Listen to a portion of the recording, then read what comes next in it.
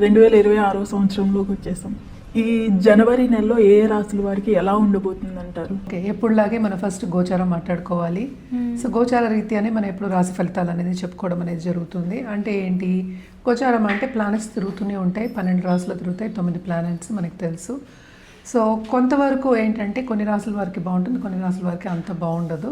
So జనరల్గా మాట్లాడుకోవాలి అంటే ఫస్ట్ మనం నేను ఎప్పుడైనా మాట్లాడే స్టార్టింగ్ ఏమో శని భగవాన్తో మొదలెడతాను. శని ప్రస్తుతం ఏంటంటే మీన రాశిలో ఉన్నారనమాట.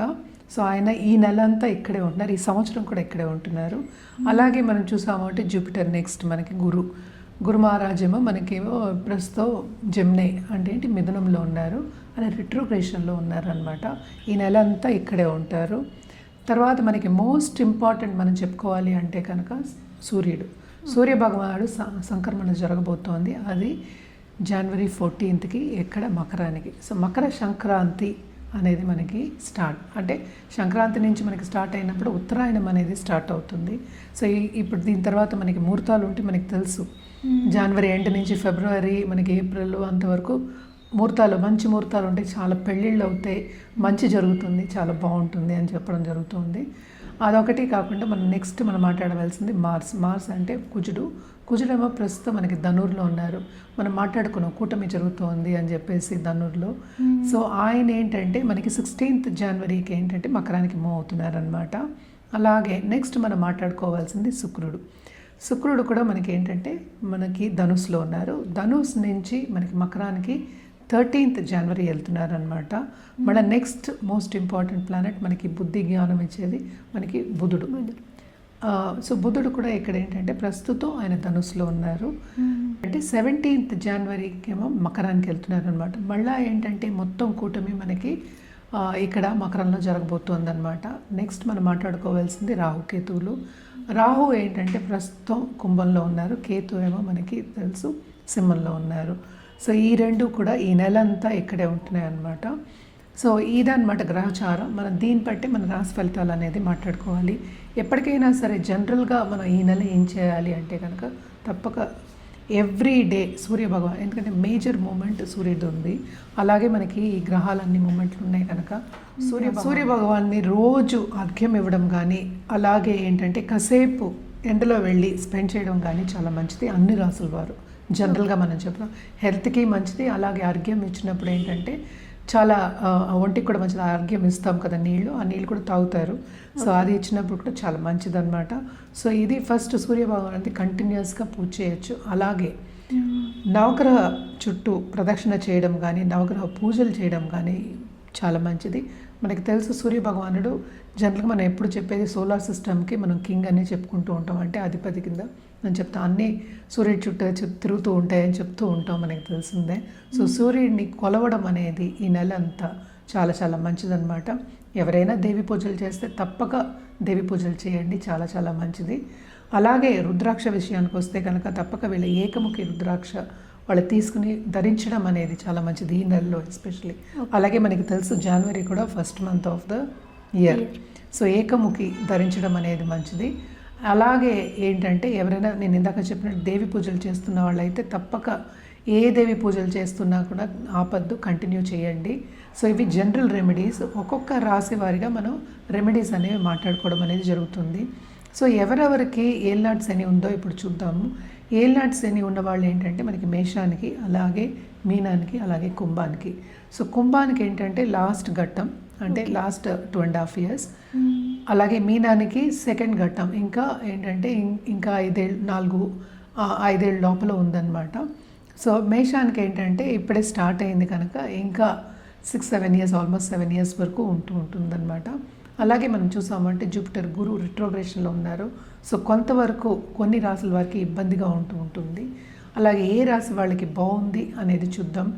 ఎప్పుడులాగే మనం చెప్పవలసిన వృషభ రాశి వాళ్ళకి, అలాగే ఏంటంటే మనం చూసామంటే కర్కాటక రాశి వాళ్ళకి, అదొకటి కాకుండా మనం చూసామంటే మనకి వృశ్చిక రాశి వాళ్ళకి, అలాగే ధనుర్ రాశి వాళ్ళకి కొంతవరకు బాగుందన్నమాట. అండ్ ఆల్సో మనం చూసామంటే ఇక్కడ మనకి కుంభరాశి కూడా యాడ్ చేసుకోవాలి. కుంభరాశి వాళ్ళకి కూడా చాలా బాగుంది, ఎందుకంటే జూపిటర్ చూపు ఉంది, రిట్రోగ్రేషన్ అయినప్పటికీ కొంతవరకు వీళ్ళకి కూడా ప్లస్ పాయింట్స్ అనేవి మనకు కనిపిస్తున్నాయి. అంటే ఏలినార్స్ని కూడా ఉంది. సో ఇవన్నీ కాకుండా కొన్ని ప్లస్ పాయింట్స్ అనేవి మనకు కనిపిస్తున్నాయి అన్నమాట. ఇది గ్రహచారం. సో నెక్స్ట్ మనం మాట్లాడుకోబోయేది ఇప్పుడు రాశి ఫలితాలు మాట్లాడుకుందాం. మేడం, ఈ జనవరి నెలలో మకర రాశి వారికి ఎలా ఉండబోతుంది అంటారు? మకర రాశి వారికి బ్రహ్మాండంగా ఉంటుందని చెప్పాలి. ఎందుకంటే 11th లార్డ్ ఎగ్జాల్టేషన్ ఇక్కడే కూడానే ఉన్నారు. సో తప్పక ఉత్సాహం ఉంటుంది. అలాగే వాళ్ళ లోన్ అంటే ఎవరికి లోన్ తీసుకున్నారు అనుకుంటే ఆ లోన్ కట్టేసే ఛాన్సెస్, ఫైనాన్షియల్ స్టెబిలిటీ వచ్చే ఛాన్సెస్, అలాగే కెరియర్లో విస్తరించే ఛాన్సెస్ చాలా ఎక్కువ కనిపిస్తున్నాయి అనమాట. ఈ రాశిలోనే కూటమి కూడా జరగబోతోంది. మనం చూసాము అంటే మార్స్ ఒకటి కాకుండా మనకి వీనస్ కూడా ఉన్నారు, అలాగే మెర్కురీ ఉన్నారు. సో అన్నీ అంటే 8th లార్డ్ ఉన్నారు, 9th లార్డ్ ఉన్నారు, అలాగే మనకి 10th లార్డ్ కూడా ఉన్నారనమాట. సో ఇవన్నీ ఉన్నాయి కనుక తప్పక ఏంటంటే వీళ్ళకి బాగుంటుందనే చెప్పాలి. అంటే మనం మెర్కురీ అండ్ వీనస్ ఏంటంటే 9th and 10th లార్డ్ రెండు కలయిక ఉన్నప్పటికీ కెరియర్ పాత్ అనేది చాలా ఇంప్రూవ్ అయ్యే ఛాన్సెస్ ఉన్నాయి. ప్రమోషన్ వచ్చే సూచనలు ఉన్నాయి. అలాగే ఏంటంటే పై వాళ్ళ మన్నన పొందే ఛాన్సెస్ అనేవి ఎక్కువ కనిపిస్తున్నాయి. అంటే సపోర్ట్ సిస్టమ్ అనేది కొంచెం ఎక్కువ కనిపిస్తుంది అనమాట. ఒకటి కాకుండా చెప్పాలి అంటే చిన్న ప్రాపర్టీ ఇష్యూస్ వచ్చే ఛాన్సెస్ ఉన్నాయన్నమాట. అదొక్కటి జాగ్రత్తగా చూసుకోవాలి. అండ్ ఆల్సో ఇప్పుడు క్రయ విక్రయాలు చేసే వాళ్ళకి చాలా బాగుంటుంది. అలాగే కమిషన్ బిజినెస్లో ఉన్న వాళ్ళకి చాలా బాగుంటుంది. వీళ్ళు కూడా ఫ్రెండ్స్ని కలయిక ఉండడం కానీ వాళ్ళ మీద ఖర్చు పెట్టడం కానీ మనకి ఎక్కువ కనిపిస్తుంది అనమాట. సో తప్పక వీళ్ళకి ఈ నెల అంతా కొంతవరకు బాగానే ఉంది. అలాగే ఏంటంటే అదృష్టవంతులు అనే చెప్పాలి. అలాగే మనం చూసాము అంటే 3rd and 12th లార్డ్ మనకి జూపిటర్ అయ్యారు. ఆయన సంచారం 6వ ఇంట్లో జరుగుతుంది. సో ఏదైనప్పటికీ తప్పక ఏంటంటే ఎనిమీస్ మీద విన్ అయ్యే ఛాన్సెస్ కూడా మనకి ఎక్కువ కనిపిస్తున్నాయి అన్నమాట. ఏదైనా నెగ్గుకుని పైకి వచ్చే ఛాన్సెస్ మనకి ఎక్కువ కనిపిస్తున్నాయి ఈ నెలలో.